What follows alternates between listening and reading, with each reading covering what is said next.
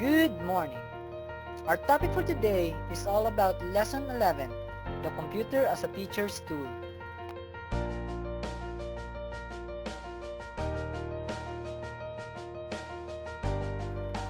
The computer as a tool. It can support the individual constructivist and social constructivist paradigms of constructivist learning.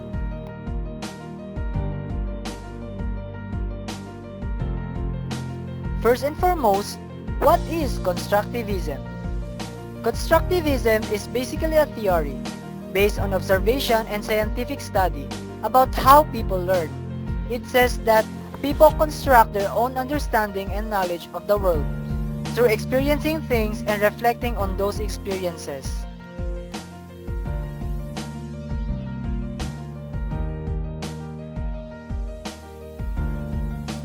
Constructivist learning is furtherly divided into two. 1. Individual constructivism and 2. Social constructivism.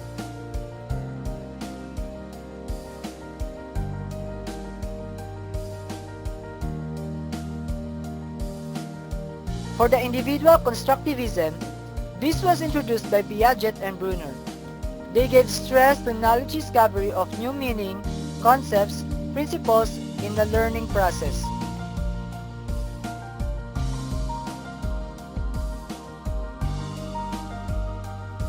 According to Galileo Galilei, you cannot teach a person anything, but you can only help him find it within himself.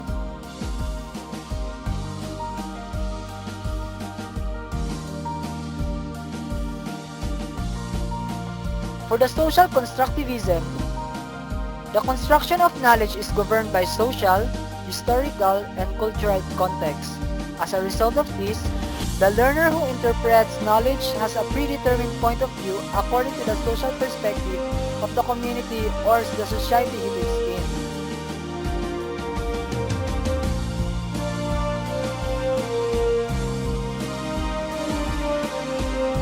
A psychologist named Vygotsky states that the more capable adult or classmate can aid or complement what the learner sees in a given class project.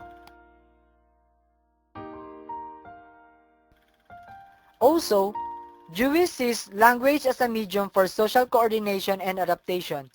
For Dewey, human learning is really human languaging that occurs when students socially share, build, and agree upon the meanings and knowledge.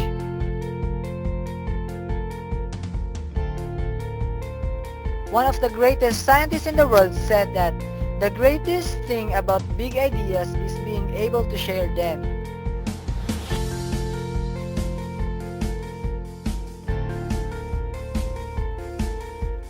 To sum it up, we can see a simple illustration of how individual constructivism and social constructivism differs. First, individual constructivism. Number 1, assumption. Knowledge is constructed by the individual. 2. Definition of learning. Students build their own learning. 3. Learning strategies. Students gather and organize information to create new concept or principle. 4. General orientation. Personal discovery of knowledge. Example, 8 times 5 minus 8 plus 8 plus 8 plus 8 plus 8. For the social constructivism, number 1, assumption. Knowledge is constructed within a social context. Number 2, definition of learning. Students build knowledge influenced by the social context. Number 3, learning strategies. Exchange and share from ideas which stimulates thinking. Number 4, general orientation. Students discuss and discover meanings. As an example, 2 alternative job offers option. 1. A 1 to 8 hours a day for 6 days a week. Option number 2. 2 to 9 hours per day for 5 days per week.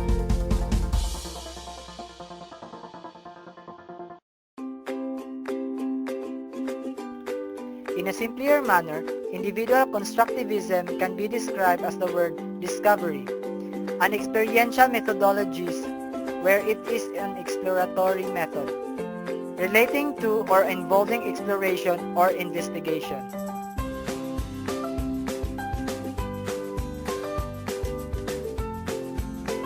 As for the social constructivism, it can be described as the word optional. It is an expository or didactic method, a telling method where facts, concepts, principles, and generalizations are stated, presented, defined, interpreted by the teacher.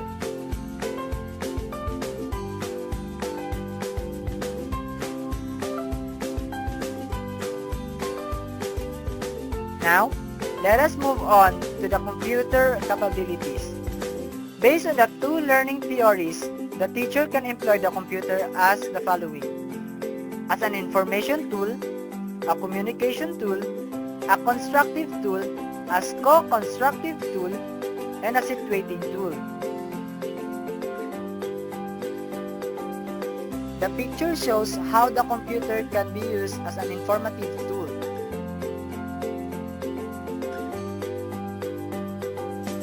Informative tool. The computer can provide vast amounts of information in various forms such as text, graphics, sound, and video. Even multimedia encyclopedias are today available on the internet. The computer as a communication tool. We all know that the computer is the most efficient way of having communication or information dissemination.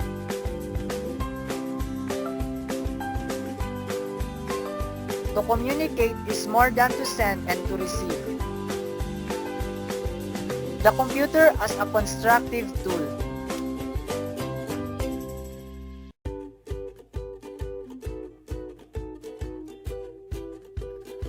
The computer itself can be used for manipulating information, visualizing one's understanding, and building new knowledge.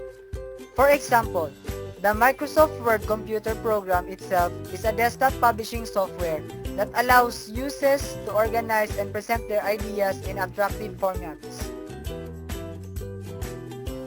The computer as co-constructive tool.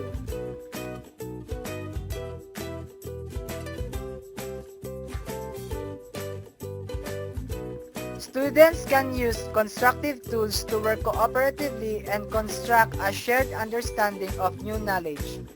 On ways of co-constructive is the use of electronic whiteboard, where students may post notices to a shared document or whiteboard. Students may also co-edit the same document from their homes.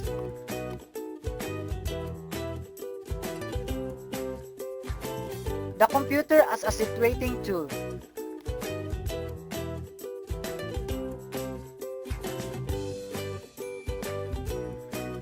By means of virtual reality extension systems, the computer can create 3D images on display to give the user the feeling that are situated in a virtual environment. A flight simulation program is an example of a situating tool which places the user in a simulated flying environment. On the next slide, here's an example of how a teacher creates a very interactive presentation. Hello there. Nice to see you again. Thank you. All right, go ahead. Okay, I'm going to tell you about complex numbers today. Complex numbers have a real part and an imaginary part. You know what? You're making me nervous. Stand there. Could you just go hide somewhere? Wait, are you talking to me? Yes, you. Just like get out of the way somewhere, because I don't want to see. But it makes me What nervous if I to have hide two down of us here, here. So like this? Okay, good. Stay there. Thank you. Okay. As I was saying, complex numbers have an imaginary part and a... Hey, I see you there. Go away. Complex numbers have an imaginary part and a real part. I see it's written over there on the whiteboard. If you take a real number plus an imaginary number, then you end up with a complex number. Now, the most important thing about complex numbers is if you take a imaginary number like I... Hey, what's wrong with the connection? That last thing I said was really important. Let me rewind it again so you can see it. So if you take I times I squared, you end up with -1. So that's true for any of the imaginary numbers, because complex numbers are made up... Hey, what is this thing? I don't know what this is, but I don't know why this keeps happening. I'm just going to get rid of this. And so it won't happen again. Let me move this over all the way to the, there we go. Now it won't. You know what? Wait a second here. Did you start me an Internet Explorer? What were you thinking? You know what? I got to start a better browser here. Let's see here. Okay. Much better. Okay. Now, back to complex numbers. They have the imaginary part and a real part. But you know what? This has gotten me thinking. I'm having a bit of a philosophical crisis here. You know, maybe you really do need a real teacher. I feel like the imaginary part... Well, I have a real teacher. Yeah, you know what? I'm going to have to turn it back over to you. I don't know if I can do this anymore. So, okay. Back to you. Thanks. All right. Well, thanks anyway.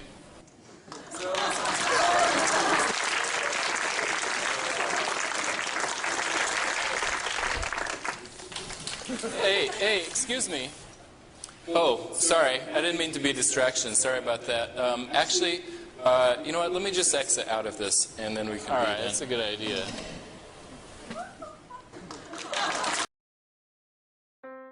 Very nice. Make a good use of the computer as a good future teacher. Explore all possibilities. Your imagination is your only limitation. Thank you and good morning.